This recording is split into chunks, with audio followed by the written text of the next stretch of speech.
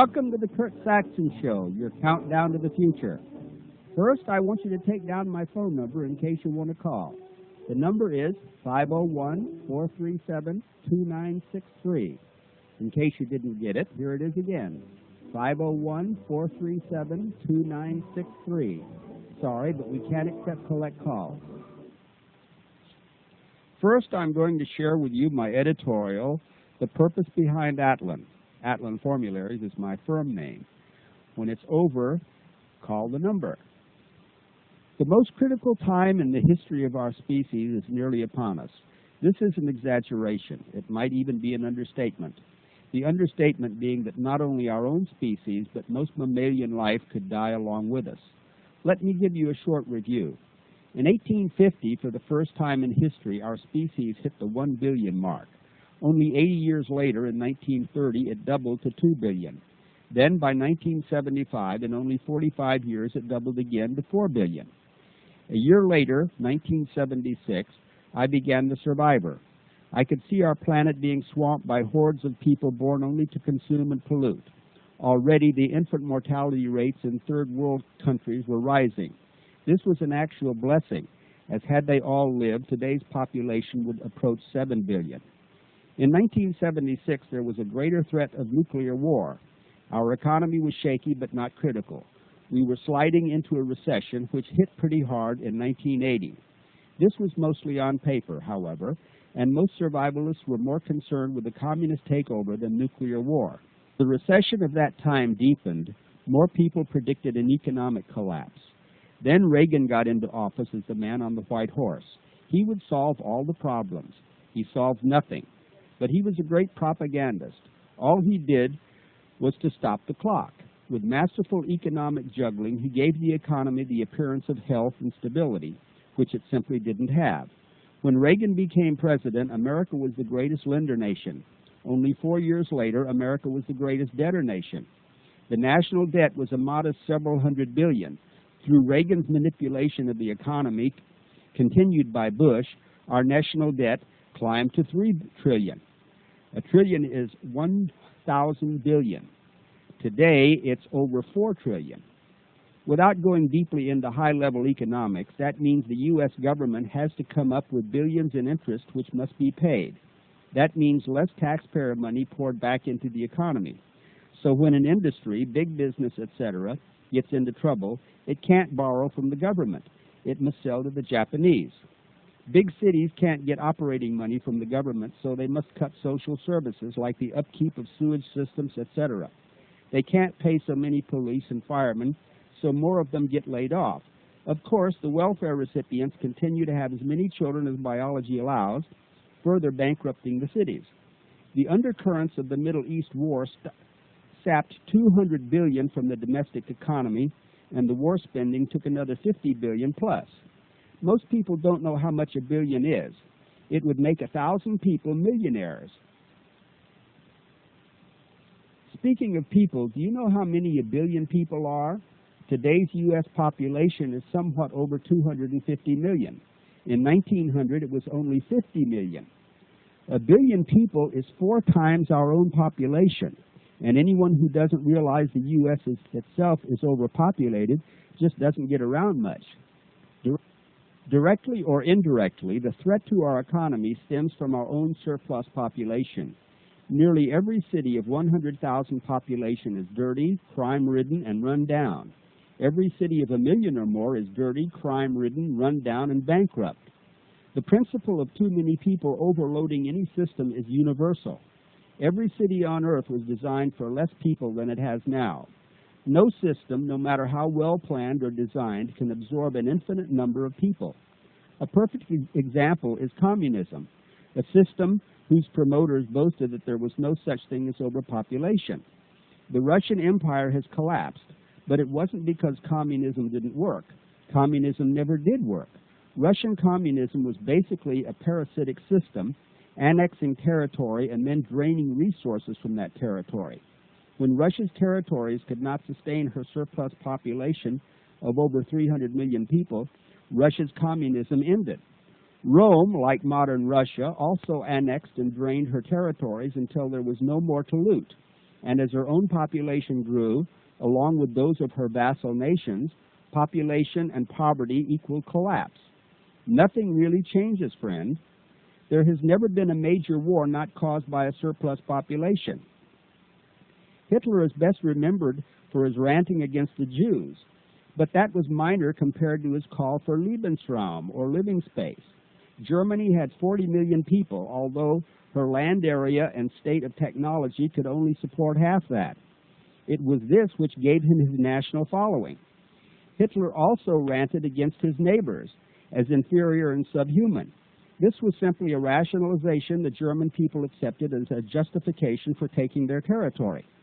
President Ulysses S. Grant was little different from Hitler, as were the American people in regards to the Indians. The only good Indian is a dead Indian. America's cities were dirty, run down, crime-ridden, and overpopulated, so the whites wanted the Indian territories. The Indians were nearly exterminated, and the survivors were confined to reservations or concentration camps. Again, nothing really changes.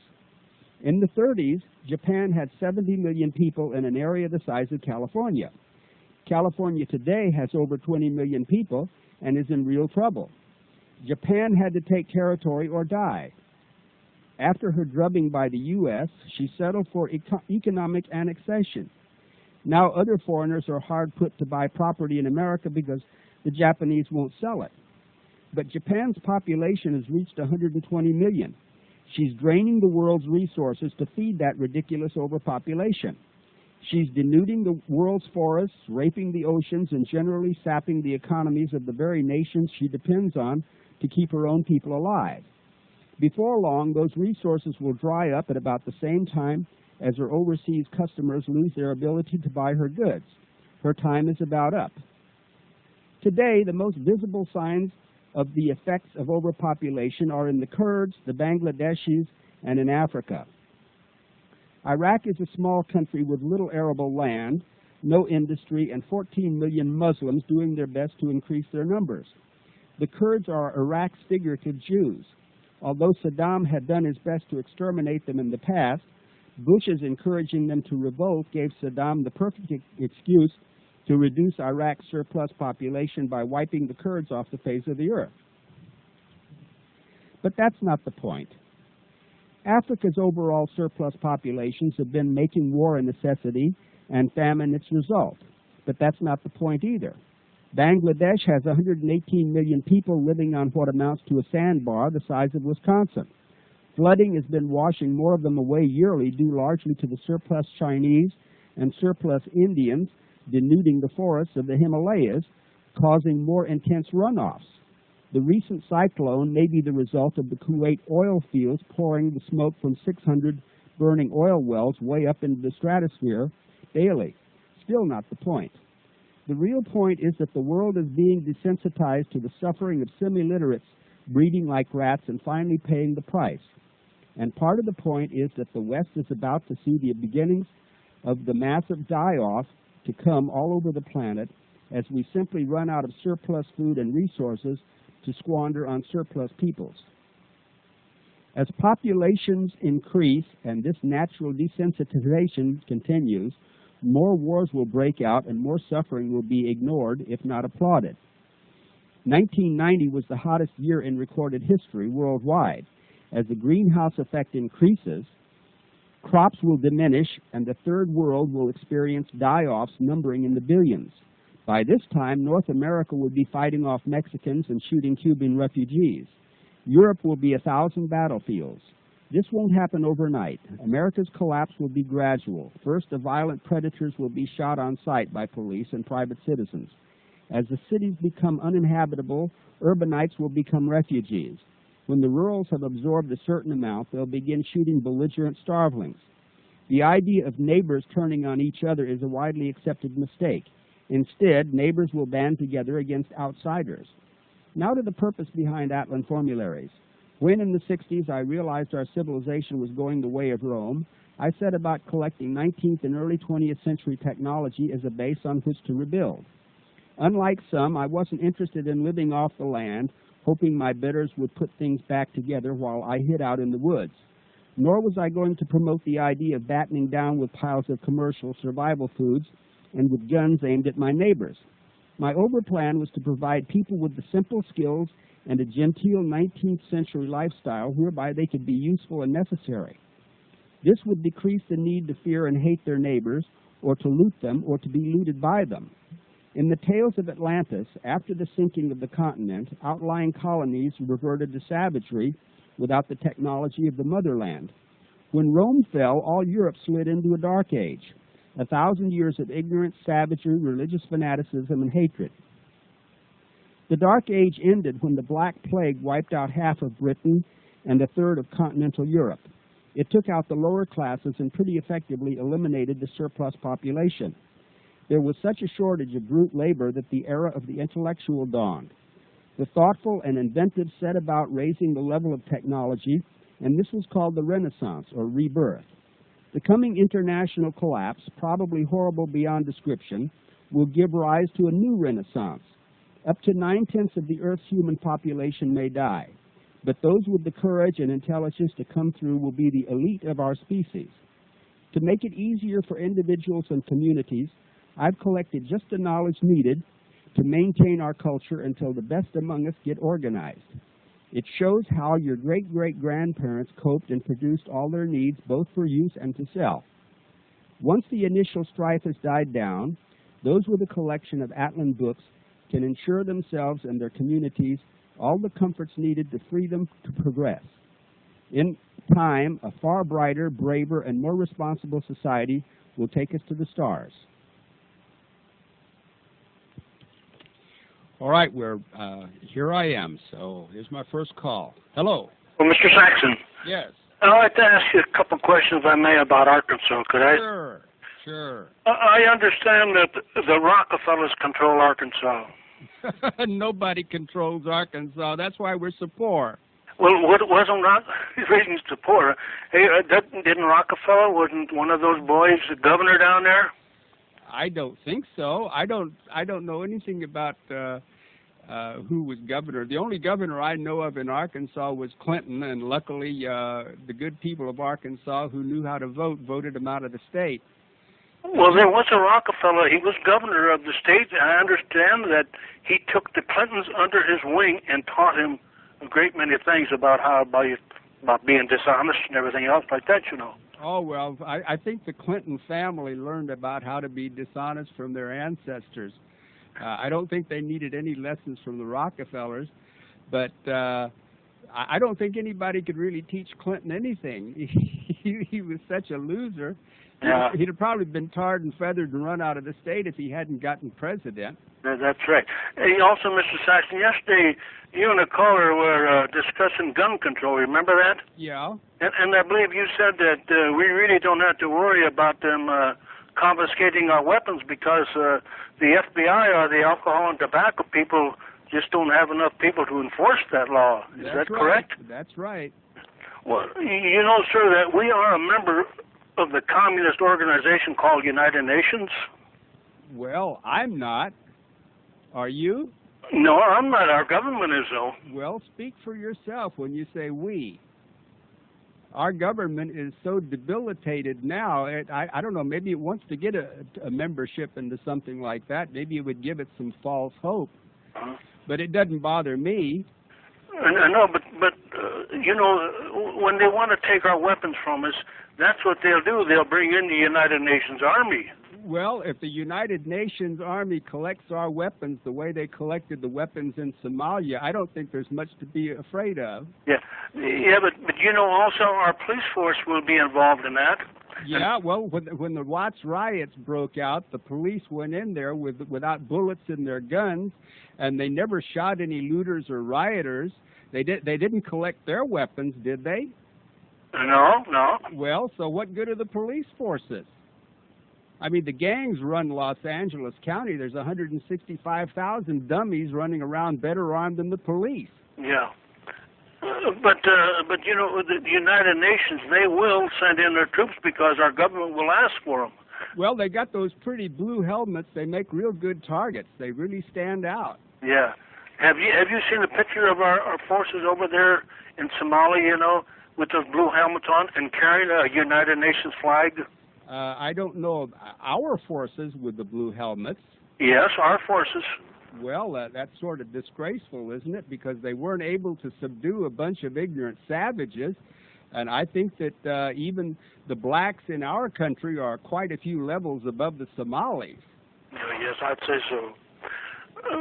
But also they was carrying the United Nations flag, you know. Yes, well, I don't remember seeing that. Maybe you noted it.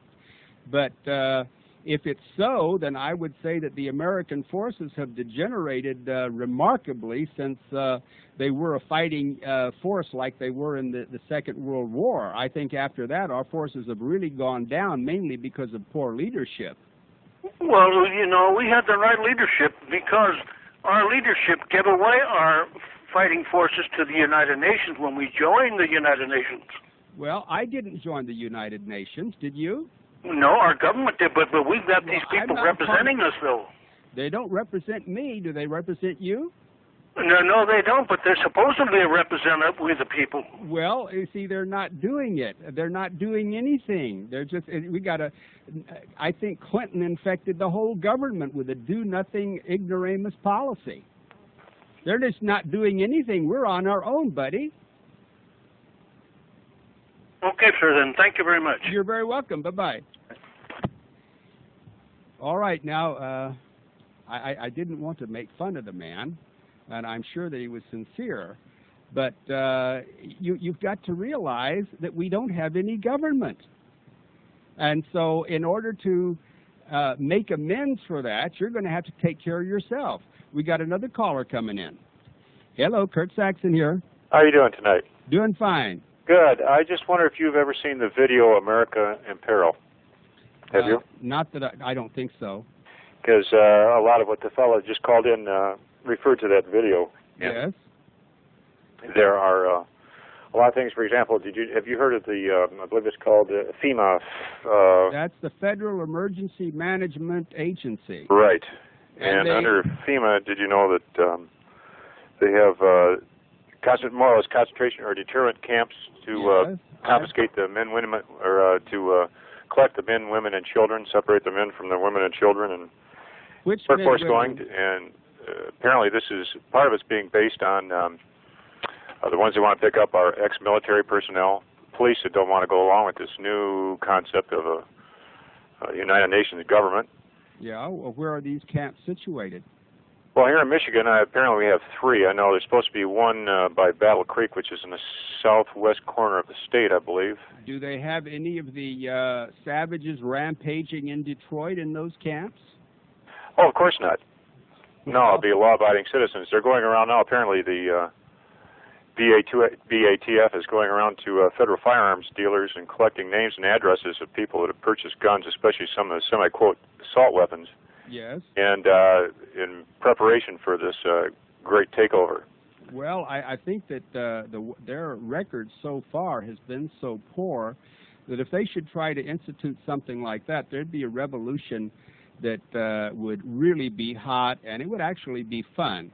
But I don't think you need to worry about it until you see those turkeys with the blue helmets. Right. Well, that's one thing, but you just never know when they're going to come, especially with the training of foreign troops on our soil. We have a camp called Camp Grayling here in Michigan. Yes. It was originally for National Guard, and it was originally given to the state of Michigan strictly for the National Guard use. Yes. And there was supposed to be no foreign personnel being trained in this country. Well, or being trained there. Well, that's not the case now. Well, they've been training foreign personnel for generations. Right. They weren't supposed to be here in this National Guard camp. Well, there's nothing wrong with that. I would rather train some foreigner to go home and fight for his country than send Americans to fight there, wouldn't you? Like Nelson Mandela guards, right. Well, I don't know about we train those over here, too. Well, I just wondered if you ever have a chance, and you do get a chance to see it, America in Peril. Yes. It's quite a video to see. Well, America is in peril. Certainly is. But I think you ought to look at the general things that are affecting America, which is the social degeneration. Oh, definitely. Well, we've got it in Michigan here in Detroit, for example. Yes. You see, in Detroit, you've got such a mess. You've got a welfare load. You've got a crime problem. You have city government out of control, underfunded, understaffed, and what staff there is incompetent. Right. And so you spread that nationwide, and you have a country going down the tubes. We sure do. And I should think that if they should bring in the UN, where would they bring them from where they weren't in more trouble in their own countries? Would they bring them from Yugoslavia? Well, there's a lot of countries to pull from. What are the, for example, they're training in Colorado, I believe it is, the Gurkhas? Gurkhas. Yeah, for example, that's one group. They're the finest fighting unit in the world. Right. That's right. They don't need to be trained here. They're trained by British personnel and the best. Right, but so they're also on maneuvers here too. No, that's you have been lied to. Is that right? They're not being on maneuvers, joint maneuvers. I'm a great fan of the Gurkhas. My uncle, who fought in the Second World War, brought home Gurkha knives, and he told me about the Gurkhas, and I followed them up. I watch every documentary on the Gurkhas, and the Gurkhas are Himalayan troops, right? Loyal to Indians. No, they're not exactly mercenaries. They're like the French Foreign Legion, only they fight for Britain. Right, I understand. They're really an outstanding force. Right. They are, and they don't need to be trained by Americans. The British do a very good job, and I think if the Gurkhas are going to fight anybody, they'd be fighting in London. Well, it sounds like they might need it over there too. No, I didn't. Well, no, the point I'm making is that any foreign troops being trained here would have to go home and fight, because there's no country on this planet that doesn't need a good, well-regulated militia to take care of what's coming. They're not going to leave their own countries in chaos to come over here. Right. Well, if we're left with enough arms to have a well-balanced militia. Well, it's like I told you last night, friend. We've got over 200 million rifles, shotguns, and handguns owned by civilians here. Right, right. And the civilians in the United States outgun every army on Earth. And as I said last night, in California, there are over 300,000 assault weapons, or at least semi-automatics, right. And the California government has demanded their registration, and only about 15,000 or more have been registered. The average owner of such a gun doesn't even pay attention to the law. Well, I have to agree there. I guess we can't. Okay, you see, if you can't enforce a simple law like that, you can't even begin confiscation. And besides, if you were a subscriber to U.S. militia, you would know how to make weapons that are even more devastating. Well, as they say, the check is in the mail, so it is. Yeah. So I will be. Oh, you're going to love it when you get your first 3 issues. Good. Well, if you started with the $10 packet, that will give you an introduction. Right, that's what I did. So. Okay, so you'll be ordering the rest of them, and you'll have a ball. Okay, well, I'll let you off the hook. Nice talking to you. Okay, buddy. Bye-bye. Take it easy. Oh, incidentally, just in case you don't have it, my phone number is 501-437-2963. My mailing address is P.O. Box 95, Alpena, Arkansas. That's A-L-P-E-N-A, Arkansas, 72611. And what I'm promoting right now is the $10 packet with a sample copy of U.S. Militia, the only magazine for community defense and the hottest item in the weapons field, and a sample copy of Shoestring Entrepreneur, which will teach you how to sell anything that you can make or grow. Get yourself into your own business. That's the best hedge against inflation and chaos and whatever. Also, David Koresh's Last Testament, his letter to the FBI, to his lawyers, a few poems and articles about him, by him, and where he started working on his interpretation of the 7 seals, and some pictures, and it's a very good little book. And also you would get a $5 credit on a subscription to either U.S. Militia or the Shoestring Entrepreneur. So you just order that, and you'd be very satisfied with it. And it would open you up to a field of literature which is like banned in Canada and Australia. And but you can get it. Well, actually, I don't care. Wherever you are in the world, you order it and you'll get it. See, it might be against the law for you to have it, but it's not against the law for me to sell it. And if it was, I'd smuggle it. So don't worry. If you order it, you're going to get it, and you'll have information that will take care of you, your family, and your community, no matter what comes down. And you're the very type of people that we need to outlast this bunch of dummies in the White House and in Bonn and Yugoslavia and everybody running Russia or not running Russia. So the world is going down the tubes, but you don't have to go with it. So just remember now, my phone number is 501-437-2963. Oh, and incidentally, while I'm giving my little talk at first, I'd rather you didn't call me. Just wait until I'm through with that. So is there another call coming through? Well, I guess not for the minute. But, oh, here's one. Hello. Hello, Kurt. Yes. I wanted to call to thank you for inspiring me over the years. I'm a longtime reader of The Survivor and Poor Man's James Bond and a lot of other publications that came out of Atlan. Well, I'm glad you like them. I want to thank you for inspiring me to move out of the big city. It was 10 years ago that I decided to do it, and it took me 5 years to save the money to do it. Yes. And I've been living in Idaho for 5 years. Well, I bought my home here 5 years ago, and it took me several more years to save the money to move here permanently. And I want to thank you for being such an inspiration. I'm now self-employed. I run a mail-order business selling gun accessories. Wonderful. And I'm very happy to be living in a low population density area away from the big cities. Yes. I wanted to get your advice on what you think would be good home-based businesses for the next few years. Well, are you a subscriber to Shoestring Entrepreneur? Not yet. I've already sent in for your $10 packet, but I thought for the listening audience, you might run down a list of some good sources of self-employment. I'm probably going to have another source of self-employment here pretty quick because my current self-employment is about to be legislated away. Yeah. I mainly sell large-capacity clips and magazines, which just got banned by the United States Senate, anything over 10 rounds. They say they're going to ban them. I wonder when they'll actually do it. Well, they've already done it in New Jersey, in Chicago, in Hawaii. Well, now, Hawaii is a beautiful place, and if I went there, I'd be glad if no one had a gun.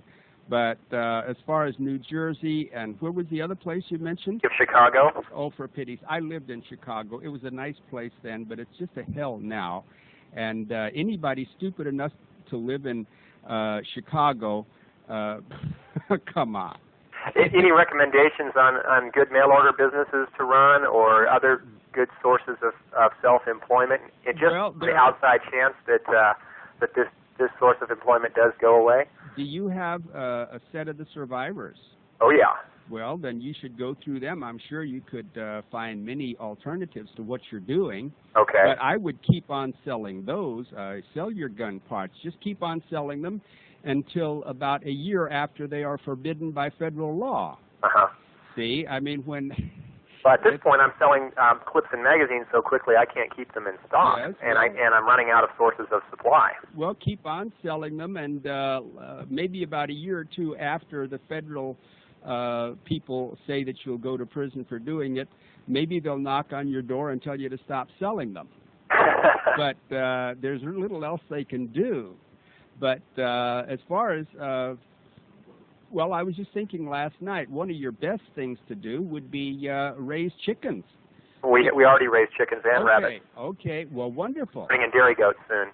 Oh, good. Well, you see, as long as you're raising food, you can't go wrong. You're in good shape. You can. Eggs are going to be a fantastic barter item. Eggs will be currency. Mm-hmm. I figure eggs and ammunition. Yes, eggs and ammunition. And so a person like you can make it no matter what. Okay, I appreciate that, Kurt. Thank you much, and I'll let someone else get on. Okay, bye-bye for now. Anyway, the man started asking about Arkansas, but all he seemed to wanted to know was what the federal government and all of the foreign countries were doing about this country. It had really nothing to do with Arkansas. I never heard of the Rockefellers having anything to do Arkansas. But then us hillbillies aren't really interested in politics. Here's another call. Hello, Kurt Saxon here. Hello, Kurt. How you doing? I'm doing fine. I've heard you on several shows, and now I'm glad to pick you up with your own show. Well, I got kicked off several shows. It just seems like once I get on a show, the audience likes me, but the sponsors don't. Well, I've heard you on Paul Gonzalez a couple of times. And, well, I'll be on that on January 11th. Yeah, and I enjoyed the information you put out. Kurt, let me ask you something. Yeah. These magazines or pamphlets you're passing out now for this $10 package. Yeah. What would it take to get the Survivor and the James Bond and all that? What? Well, when you get the packet, that describes all of my books and tapes and how to order them and how much they cost. And if you're a subscriber to either Shoestring Entrepreneur or U.S. Militia, you get all of my books at 10% off. And our service is very quick. You should specify if you want UPS, because that's a good deal quicker, because the books go out book rate, and that can sometimes take a couple of weeks. But UPS will get you what you order within a week. Yeah, I like the way UPS handles things. Yeah. Well, you see, the mail service is. There are billions and billions of pieces of mail go through the mail every week or month or whatever, and they do have a fantastic job to do, and actually they do a very good job with the volume that they have to contend with. Right. But they're not nearly as fast. Send a money order, make it out to Kurt Saxon, or... That's fine. Okay, and that's Box 93, Alpena. No, P.O. Box 95. Right, P.O. Box 95. Alpena, A-L-P-E-N-A, right. Arkansas, 72611. Wait a minute, 72611. 72611. Okay, Kurt, sounds good. Hey, these people calling up worried about all this UN troops and everything else. I agree with you, Kurt. There's a hell of a lot of people in this country, and there's just no way you can disarm them all. No. Well, you see, I'm old enough to know when the UN first started, and it was a joke then, and it's a worse joke now. Right. I'm retired military, and like I said, it is a joke, and these people are worrying unnecessarily. You just think about this country, how massive it is, the mountainous territories, the bayous. Just think of all the massiveness of it. There's no way. No way, Kurt. I agree with you 100%. Also, the feds are actually afraid of rural people. There you go. You're exactly right. And, so it's... By the way, where are you calling from? North Carolina. North Carolina. That's a good state to live in. Yes, sir. It's fairly decent. I got a lot of customers in North Carolina. But anyway, let's pass it on to these people that's worrying too much. Stop your worrying. Everything's going to be fine. We'll go to prepare. That's right. Prepare, and don't worry about these clowns that just talk. That's all it is talk. Ignore it. Yes. Okay, Kurt, have a good evening. Nice talking to you. Okay, bye-bye. Bye. Anyway, let's see, I sort of lost my train of thought. Let's see, talking about Arkansas. Well, Arkansas is a rural state, and we got about 2.5 million people here, about the same amount as in Chicago, Illinois. Oh, I got me another call. Hello, Kurt Saxon here. Hello, Kurt. How you doing? Doing fine. Who are you? I'm Dan from Nebraska. Hi, Dan. And I just started picking you up last night on the radio. Well, I'm going to be on every night. And I really enjoyed your show. Well, thank you. We had problems last night. I heard that. There was or something, right? Well, I had disconnected the flasher, and then when I connected it back, I guess I didn't push it in far enough. And then when I fiddled with it, it got back on. But I didn't know enough to fiddle with it until about halfway through the show. But it's okay now. Well, that's the main thing. Yeah. I'm familiar with some of your work, and I really appreciate it. It's well needed. Well, I'm glad. And there was a Winthrop Rockefeller. I guess it was kind of a big shot somewhere in Arkansas. Yeah. Long time ago, past history, you know. Yeah. Oh, he probably a carpetbagger. Yeah, I'm sure. And the main reason I called is because you're right on the head. You know, the government wants everybody to fear all these so-called United Nations troops. Yeah. Gun confiscation. Where they're going to do this, they're going to do that. They can't even wipe their own butts. No, they can't. Much less take our country away from us. No, they can't. They can never. We're not going to give it up. No, of course not. I mean, that's all we have to do is make up our mind. We're not going to give it up. Well, that's right. Well, you see, they'll be sitting in Washington when the fires start. Yeah. Washington, D.C. is the most crime-ridden area in the whole country, and I don't think any politician is safe. And when it hits the fan, Washington is going to go down so quick you would be surprised. Yeah, well, I wouldn't be surprised. I agree with you. And all those silly politicians being based there, well, and the ones that are based around the country, they'll probably get the message and they'll run for the hills themselves. But I wrote our politicians from this state, and I told them to stay there. Yeah. Yeah. We don't want them. No. They can stay there for all I care. Well, I think the politicians in this country are going to suffer the fate of the aristocracy in France when the people got enough of them. Yep. And the old guillotine, I don't know if, well, we'll have the hanging noose instead of the guillotine, but I think just about all the politicians, especially the Kennedys, will be hanged. Yeah, well, that'd be a great day in America. Well, it'll happen. I'm looking forward to it. Well, I better let you go. My dog's raising heck. I hear him, but you feed him. Yeah, thanks a lot. Okay, buddy. Bye-bye. Anyway, back to Arkansas. That's where I live, and I love the place. I live in a little place called Alpena, and it doesn't have a police station. And if there's any trouble, we have to call the sheriff in Harrison, but they seldom get any call. They just lay around because everybody here is armed.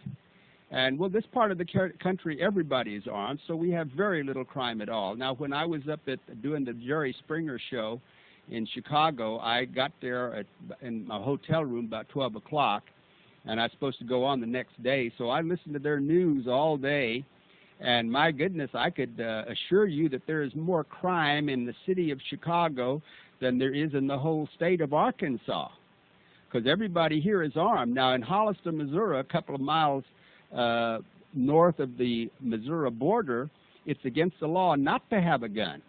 And the only thing that their police have to do is like traffic accidents, domestic quarrels, and things like that.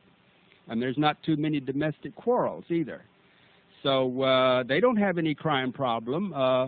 Arkansas has very little crime. It has, I should say it has considerably less than Chicago. Because, like I said, everyone's armed. Everyone knows everyone's armed. And so they don't get about and bully each other because they know they could get shot. And occasionally when somebody does get shot, the police just note it down in their books and forget it. Because if somebody gets shot, the attitude is more or less, well, if this guy doesn't care, we don't care. If he's going to be a fool, he's going to die. And so they just write him off, put him in the body bag, and throw him away someplace. And that is as it should be. And that's the way it's going to be more and more as time goes on. Incidentally, in case you forgot my phone number, it's 501-437-2963. And my mailing address for the $10 packet of information, the sample copy of U.S. Militia, Shoestring Entrepreneur, and David Koresh's Last Testament is P.O. Box 95, Alpena, A-L-P-E-N-A, Arkansas, 72611. Here's another call. Hello there. Hello, Kurt. This is Warren in Mississippi. Real pleasure to hear you on the air. I discovered your books about 3 years ago, and I have quite a library now of yours and other publications. Yes. And I'm really excited to hear you on the air. This is going to really be nice. Well, I'm going to be on every night from now on. Well, 5 nights a week. Well, that's really terrific. About 5 years ago, I moved out into the country and got it all paid for. So when it comes down, I got my chickens in my truck garden. So really good luck on the show there. Well, you'll have good luck, too. I'm going to write your letter come Monday. Okay. Thank you. Thank you very much. Bye-bye. Bye-bye. Anyway, Arkansas has a very crime-free population, and there's not a lot of brilliant people here. But another call. Here we go. Hello there. Hello, Kurt. Yes. This is Tom Payne from New York. Oh, you're named after my idol. Junior. Yes. I've written a small booklet, and I think it might be interesting to you. If you'd like, I'll send you a copy called Beyond the Law. Love a copy. U.S. Citizens Guide to Extradition. Mm-hmm. It deals with international extradition. Yes. I don't know how appropriate that would be, but... well, I think it flows into some of the topics that you were mentioning earlier. I've just started here on Shortwave, your program. Well, wouldn't that have to do with somebody commits a crime in one country and then flees to another and they can get him back? Well, much like, for example, with the gun laws that are being enacted right now, a lot of people are being made instant criminals. Yes. And also people that were never criminals in the past, say, for example, yes. child custody disputes are being made criminals. Yes. And a lot of these people can't, they got three choices. They can either submit. Well, do you have it published? I'm just finished writing it. I've got a few preliminary copies. Well, when you publish it, then I'll give it a plug. Well, I'd like you to look at it, and I just wanted hear your intellect to analyze it. And yes. See what your thoughts are, but I do want to say it's a pleasure to hear you on the radio. Well, I'm glad you're writing a book, and I'll be glad to look at it for you, and I'll see if I can't help you promote it. That'd be fine. I just wanted to let you hear that I've read what I can get a hold of, your copies of Survivors, and it was part of my inspiration. Well, have you sent for the $10 packet, or are you already a subscriber? I just heard it tonight, and I will do it tomorrow morning. Okay. Well, you do that, and you'll be surprised and happy with what you get. Nice thing about my material is people will call me and write me, and they'll tell me things to the effect that they usually get stuff in the mail, and they find it's much less than they hoped for. But when they get mine, it's a lot more than they expected. And more value for your money. That's what I want to do. It's un-American, you realize. You'll never make corporate America at this rate. Well, I don't want to be part of corporate America because corporate America is doomed. We both know that. Yeah. We're still in the minority. Yeah. But I just want to give you kudos. I'm glad that you're getting a larger audience. Well, I hope so. Just tell your friends if they've got shortwave, or invite them over. We're going to be selling the tapes, too. Well, my producer's making them up. He's going to be selling the whole week's tapes for $25 postpaid. You can't beat that. And as time goes on, they will be more polished. We'll get our equipment so we can understand it properly, and everything will be fine. And so you can get a nice collection of these tapes. Good. I look forward to it. I'll send out my information pack request, and I'll send you a copy of that. Okay, I'd be glad to see it. And we'll go from there. Okay, buddy. Congratulations. I'm grateful for your information. Okay. Bye now, Kurt. Bye for now. Well, here we are back at the studio. That's what I've heard some of them say, so I should say it too. Oh, another call. Hello. Oh, Kurt. Yes. Hi, it's Rob from Audubon, New Jersey. Hi, Rob. How you doing? I called you at home the other night. I don't know. Oh, well, after we go off the air, it's pretty hard to get me because... I know. I caught you Tuesday night, though. Yeah. At home. Hey, I was wondering if you could give me some suggestions or some books on how to get a new identity. Oh, well, now, the best way to get a new identity is to grow up, Rob. These new identity books are trash. Okay, that's why I'm asking you. They're absolute garbage. Now, the best way, if you're really serious, get a good book on how to be a detective. And you learn how they find out where people are, and then you do just the opposite. But you get these silly books telling you to go to the graveyard and write people's names down, and you'll either be in the graveyard or in prison before you know it. No, I haven't done any of that. That's why I wanted to ask you. Yes, well, don't worry about things like that. And besides, think twice about going underground because you don't want to live like a rat. Just pay your little taxes and pay your little child support and be nice and friendly to people, because you don't want to get in a hassle. No. You don't want to be in the pound when it comes down. No, not at all. All right, thanks a lot, Kurt. Sure enough. Bye for now. Bye-bye. All right, here I'm back again, and I might just tell you that a tape replay of this show will air on a frequency of 7.435 megahertz between 9 and 10 Central Standard Time. So if you want to pick it up again, here we go with another call. Hello. Hello, is that Kurt? Yes. This is Alan. I'm in London, and I'm just ringing to let you know that I'm receiving you. Well, I'm glad, Alan. I have a lot of customers in London. Well, all over the United Kingdom, in fact. Okay, well, I don't know what time it is there in America, Kurt. It's about 6:45. It's 12:48 in London. Yes. In the morning. I've just finished making a shortwave receiver, and the first station I receive is yours. Well, you lucky guy, and I'm lucky. You give the number, so I thought I'd give you a ring. Yes. Well, you see, you can order any of my material like. Did you get my address? I got part of it, P.O. Box 95, Arkansas. It's Alpena, Arkansas. Alpena. 72611. If you've got the zip code, it'll come right to me no matter what. And everybody in Alpena knows me. They'd rather not, most of them. That's beside the point. Okay, Kurt. Thanks very much. Well, you're very welcome. I'm glad you called. Okay, no problem. Okay, bye for now. Bye. Okay, here we go again. And if you've missed part of the show, just tune in tonight between 9 and 10 Central Standard Time. And it's at 7.435 megahertz. And you'll hear me again. But it won't be live like it is now. And let's see, now let's get back to Arkansas. Arkansas is a very hilly region. It doesn't have a lot of agribusinesses. Except for the southern part of Arkansas, which is the main rice-growing country in the United States. We grow a lot more rice than Japan and maybe even China. And the people are friendly. It's well, it seems that I've got about 3 minutes left. I was looking at the clock, and I guess it's just... Okay, so we got 2 minutes left. Oh, we got another caller. We'll try to fit him in. Hello. Yes, I was gonna ask you what a grain mill is.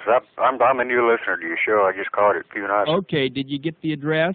Yeah, I did. Okay, if you send for that $10 packet, it will describe the grain mill and the shoestring entrepreneur also, and you can read up on it then. But the grain mill is where you can buy grain from the feed and seed store for practically nothing, like.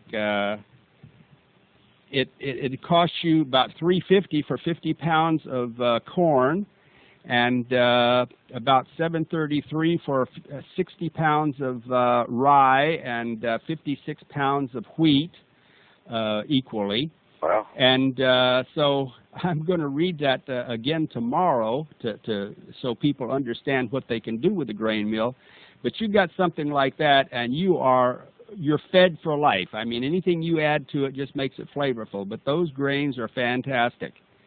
So you get my packet, and you'll get an introductory to all this, and it'll start you off where you're going to save money and make money, and you're going to secure your future no matter what kind of mess comes down. Okay, we're picking you up real good in Texas. Well, I'm glad. So just give my best to everybody in Texas who's got a shortwave radio. All right, good program. Okay, thank you again, and bye for now. Bye.